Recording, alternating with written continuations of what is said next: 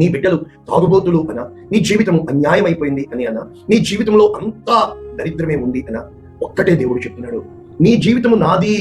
ఏ రోజునైతే నీ జీవితము ప్రభువు చేతికిస్తావో రేపటిని గూర్చి మీరు చింతించుకుడి అని చెప్తున్న ప్రభు, ఈ రోజు నీవు వేస్తున్న ప్రతి అడుగు దేవుడు నీకు తోడుగా ఉండి దేవుడు తాను సర్వశక్తిమంతుడనని నీ సాక్ష్యము దేవునికి కావాలని, నీ ద్వారా దేవుడు మహిమను తెచ్చుకోవాలని ఆశపడుతున్నాడని, ఆ యొక్క దేవుని యందు పూర్తిగా ఆధారపడే గుణము నీలో రావాలి. పసి బిడ్డ వలె నీవు దేవుణ్ణి నమ్మాలి.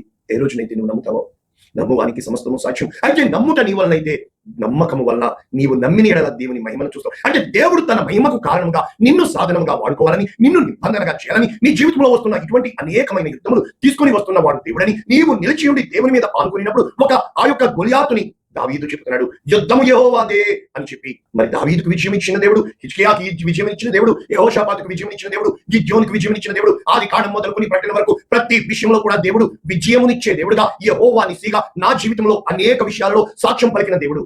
దేనికి భయపడాలా?